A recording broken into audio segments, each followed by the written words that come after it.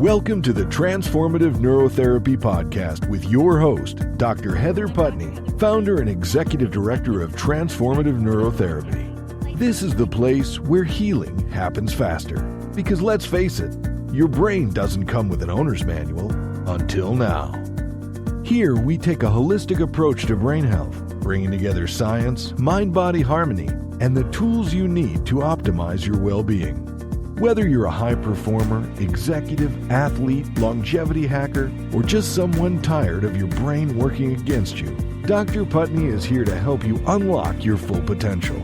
From brain fog to chronic stress, we're covering it all so you can finally experience brain health, mind harmony, and total well-being. Ready to get unstuck? Let's get started.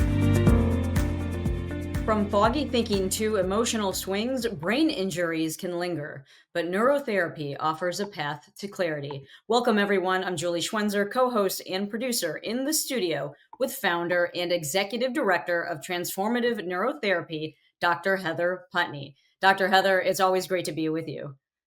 Thank you. Nice to be with you. Thank you. So let's start with this important topic. How does neurotherapy help with brain injuries, including concussions? Yes, it's a great question. It's actually something that responds very well to neurotherapy. With TBIs and brain injuries and concussions, no two people look the same. No injury is the exact same.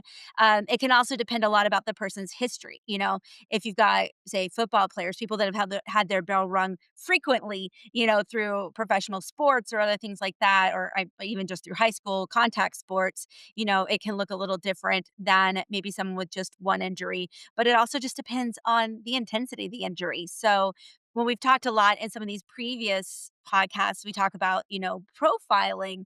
There's not there's not really as much of a solid profile for this because it just depends on where the injury is, and some of those background features that I just spoke about.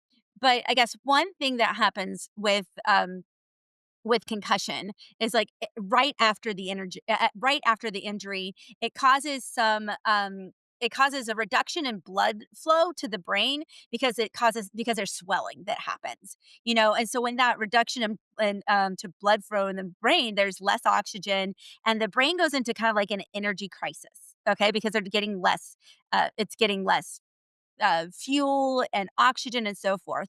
And so then the mitochondria, which is the energy producing cells of the brain, start to dysfunction a little bit and kind of go into crisis. So there's kind of an energy um, crisis in the brain. And it tends to reduce the voltage or like the power in the brain. So that's one thing that we can see, kind of more immediately post concussion is that the brain just isn't getting as much energy, doesn't have as much energy as before. We've got this kind of metabolic crisis. And one thing that we've spoken about that neurotherapy is excellent for, especially the photobiomodulation, is it actually works directly with the mitochondria and the cells, and it actually infuses, well. It works with the cells to create ATP, so it helps to create additional energy for the brain. And like we've mentioned before, the other forms of neurostimulation will cause blood flow back to the brain. So that's important ways where we can kind of start to work with, you know, trying to help heal some of the damages from post concussive syndromes. One thing I should talk about though before we get too in depth on this is safety. So when people, end up coming to me, we work a little bit more in the mental health factor. They may have had a brain injury. It's something that we always screen for. But they're usually coming to me for some sort of like mental health symptom. So maybe it's brain fog, irritability, anxiety, depression, insomnia. These are all symptoms that can come up after a brain injury. They just feel foggy, like they can't think like they used to think, and they get frustrated. They can also have some sensory sensitivities they didn't used to have before, maybe sensitivity to light or sound, persistent headaches, things like that.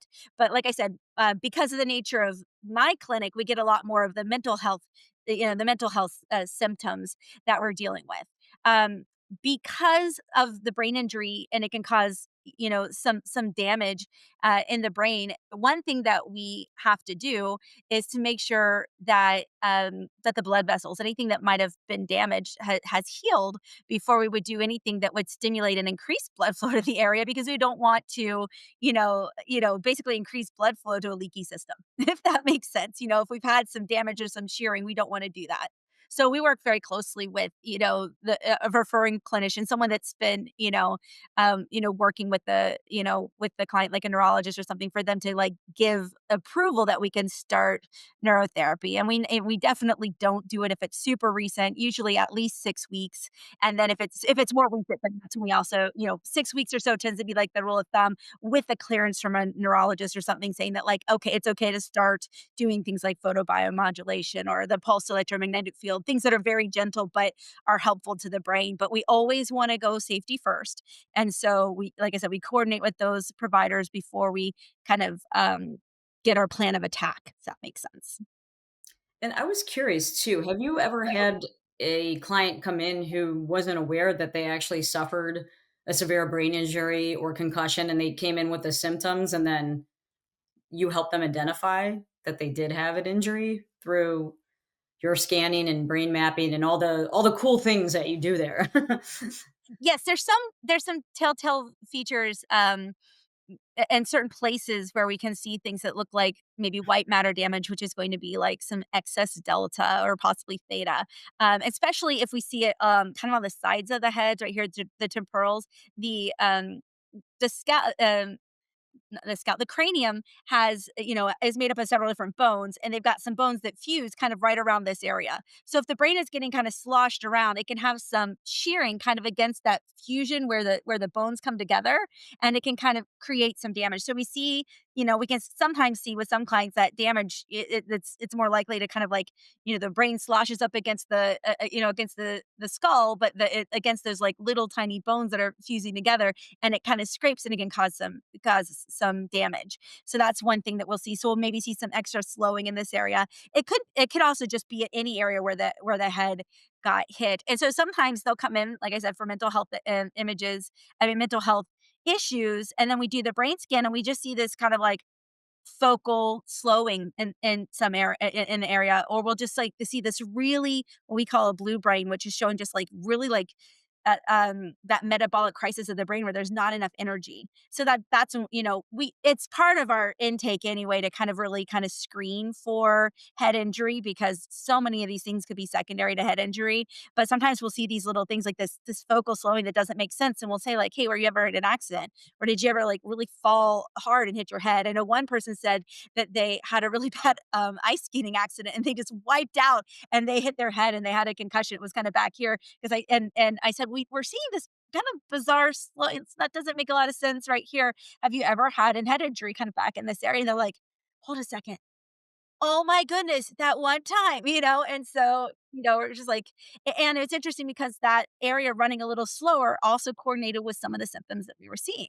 So then, but this had happened years and years ago, so as we were working on kind of stimulating the brain and also healing some things, we were able to kind of rehab that area, and increase some neurogenesis in that area, and that part of the brain started to work better. But like I said, this had been years and years ago, so we knew everything was nice and healed up.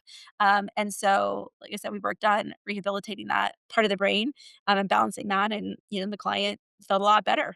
So, Oh, that's amazing that you discovered that. So, and I know you've touched on this next question a lot in your other podcasts, but for listeners and the audience that may not have heard earlier segments, how Mhm. does neurotherapy differ from traditional rehabilitation approaches for injuries like this and conditions? I mean, is it that the treatment is a lot quicker than maybe the time that a client could spend going to other options to treat their condition?